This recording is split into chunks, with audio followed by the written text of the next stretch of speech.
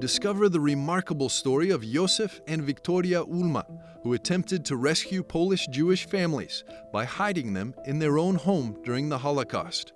They and their children were summarily executed on the 24th of March 1944 for doing so. They demonstrated unwavering devotion to their Catholic faith and the sanctity of human life. Their story is one of parental love, moral courage, and a profound commitment to helping those in need. In this interview, we delve into the compelling story of the Ulma family, a testament to faith, sacrifice, and resilience. Joining us is Father Witold Burda, the postulator for the Ulma family's cause for beatification. Good morning, Don Burda. It's a pleasure to have you with us today. I wanted to ask if you could start by giving us a brief overview of the family and how their story has shaped their cause for beatification. Jozef and Wiktoria were born in Markowa, and both of them grew up in Catholic families. Therefore, they received a beautiful and deep Catholic education. They were very involved in parish life. They later got married. Jozef was 12 years older than Wiktoria. On July the 7th, 1935, and before the outbreak of the Second World War, they welcomed their first 3 children, Stanisława, Barbara, and Władysław. Then, after the outbreak of the Second World War, they continued to receive with great love and gratitude to the Lord, the giver of life, 3 more children. On the day of their death as martyrs, Wiktoria was expecting their 7th child. She was already in an advanced stage of pregnancy. Furthermore, in terms of their parenting style, there's a beautiful testimony from the godmother of their 3rd child, who said that for a week after the birth of that child, she stayed at the Ulma's house and saw Jozef.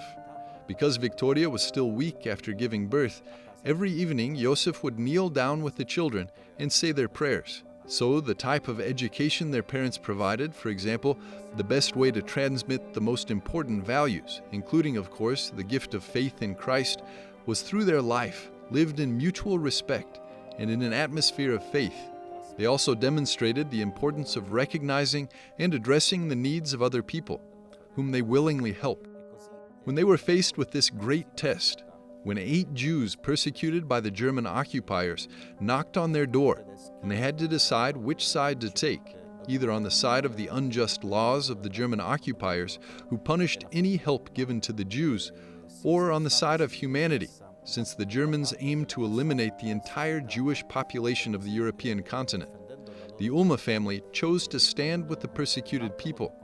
In doing so, they defended their dignity, and once again affirmed the value of every person's life and dignity, regardless of gender or education, because each of us is created in the image and likeness of God. And so to that end, I just wanted to ask you, how did you get personally involved with this cause for canonization, and what does it mean for you on a very personal level? For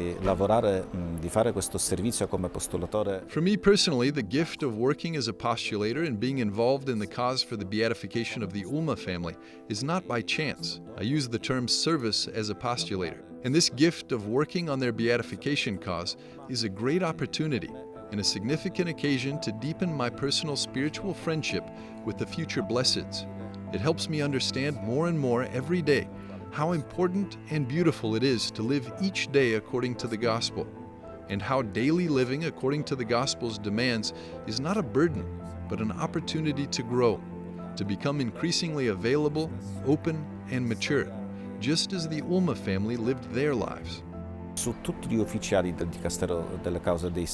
Among all the officials of the Congregation for the Causes of Saints, starting with the Cardinal Prefect, and many other people I've had the chance to meet and interact with, when discussing the life and martyrdom of the Ulma family, they always did so with great respect and attention.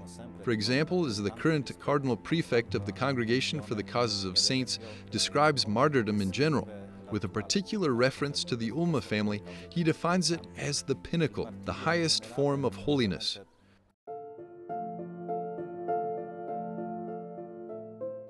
In December 2022, the Holy Father signed the decree recognizing the martyrdom of the family.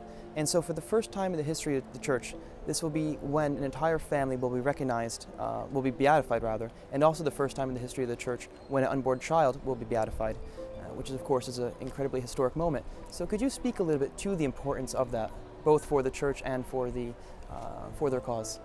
Infatti è un aspetto Indeed, it's a unique aspect of this beatification that the unborn child, still in the womb without a name, will be proclaimed blessed as a martyr.